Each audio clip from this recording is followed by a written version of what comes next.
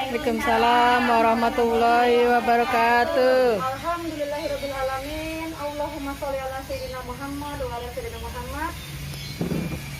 Selamat siang ibu-ibu. Siang, Bu. Ya, alhamdulillah sehat semua ya Bu. Alhamdulillah. Perkenalkan, nama saya Setiawani Sejati. Saya adalah Kader Posyandu Kartini 4. Pada kesempatan kali ini saya akan memberikan penyuluhan dengan tema TB paru. Apakah itu TB paru?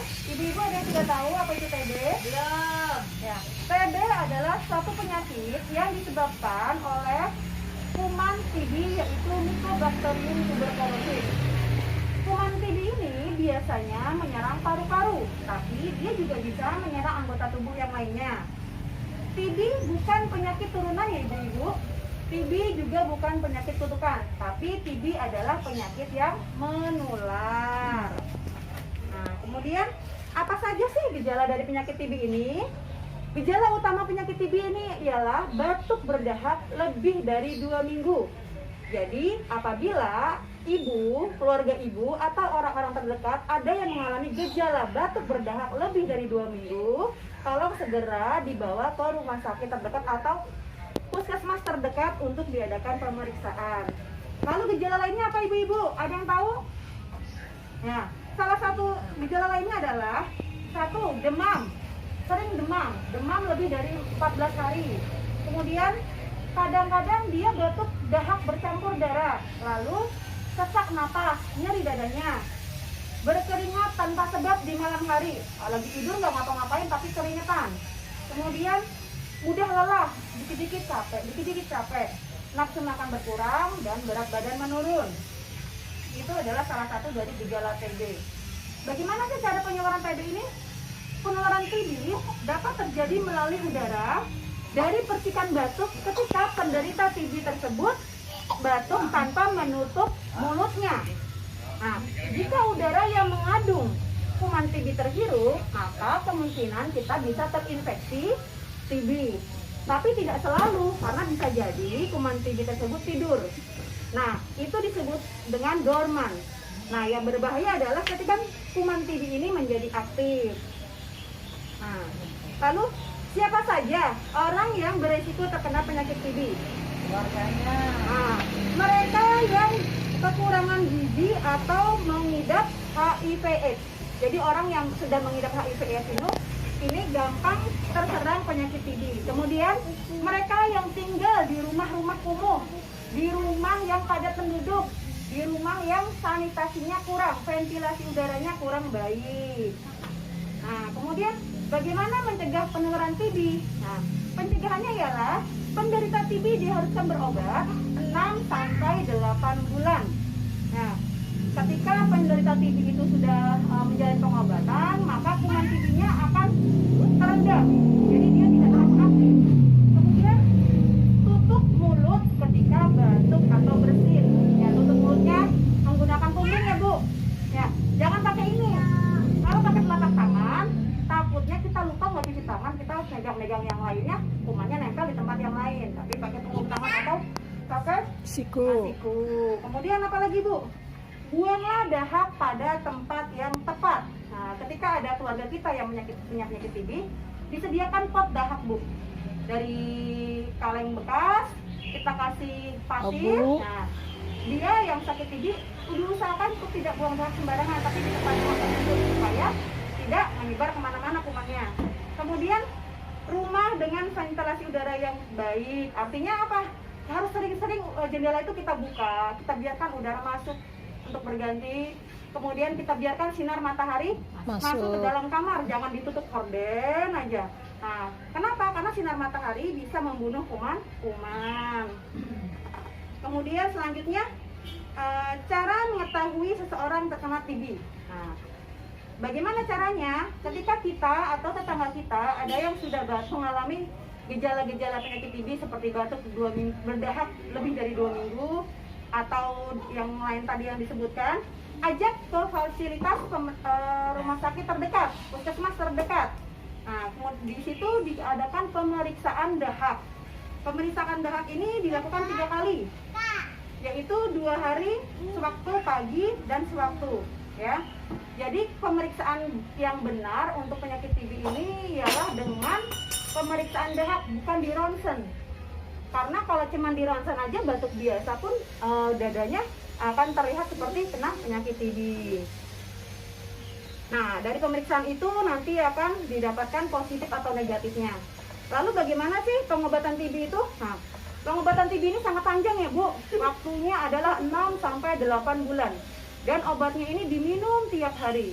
Oleh karena itu, pengobatan TB ini diperlukan keseriusan. Ya, keluarga pasien juga harus bisa memberikan dukungannya, menyemangati supaya pengobatannya ini teratur dan tidak gagal. Ya. Nah, setelah pemeriksaan dahak secara bertahap, kemudian di mana sih kita bisa mendapat pengobatan TB? Di puskesmas atau rumah sakit terdekat. Pengobatan TB di puskesmas gratis ibu-ibu. Jadi jangan khawatir meskipun pengobatannya mahal, lama selama 8 bulan, tapi kita bisa mendapatkan pengobatan gratis di puskesmas. Nah, udah gratis, tinggal kita harus mawas diri ya Bu, harus berani, harus mau ke puskesmas. Jangan sampai udah ada gejalanya, tapi diajak ke puskesmas nggak mau.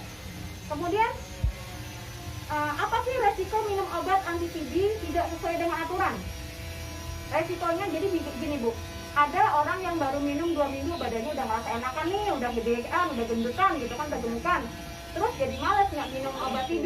Nah, resikonya adalah pengobatannya tidak selesai, malah bisa menjadikan kuman TB itu resisten terhadap obat. Jadi ya misalnya dosisnya tadi cuma 10, nggak bisa mempan lagi tuh kuman TB-nya dengan dosis 10, harus ditambah dosis yang lebih besar lagi gitu. Jadi penderita TB harus mau harus mau konsisten untuk minum obat, dan keluarganya juga harus bisa memberi semangat, memberikan support supaya dia rajin minum obat.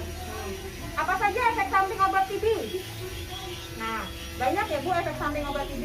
Salah satunya tidak nafsu makan, nyeri sendi, kemudian kesemutan di kaki, warna kemerahan ketika mengeluarkan air seni. Jadi jangan takut, ntar pas pipis kok warnanya kayak gini. Nah, itu memang salah satu efek samping dari obat TB.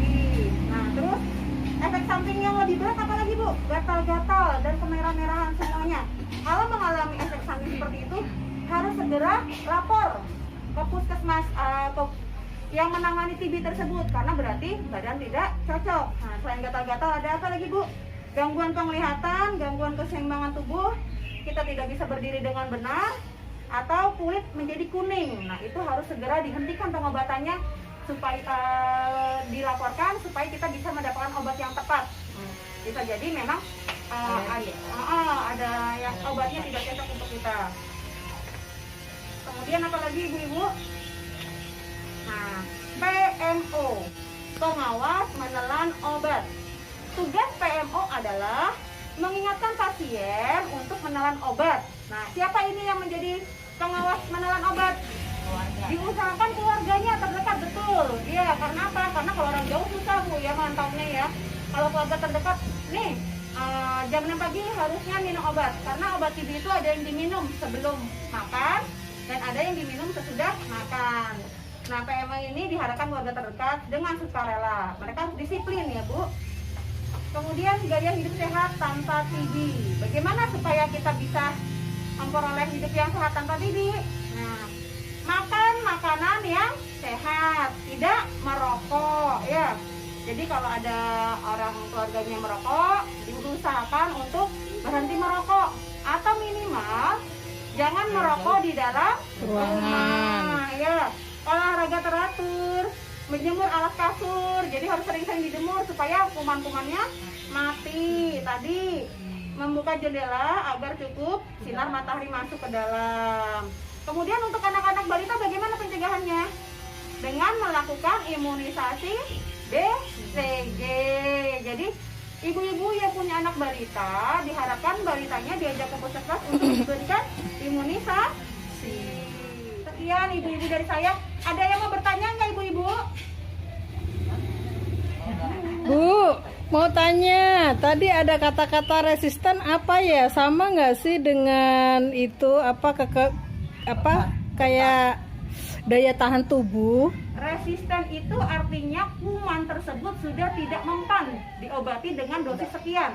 Antara lain kebal kali ya. Kebal, iya, kebal. Kumannya kebal. Jadi harusnya tadi tuh cuman dikasih dosisnya 10, karena pengobatannya terhenti, kumannya menjadi kebal dan tidak bisa lagi diobati dengan dosis 10. Harus ditambah dosis yang lebih berat lagi. Dan resikonya juga lebih berat lagi, seperti itu. Baik ibu-ibu, kalau sudah tidak ada pertanyaan, saya cukupkan sampai di sini. Wassalamualaikum warahmatullahi wabarakatuh. Waalaikumsalam warahmatullahi wabarakatuh.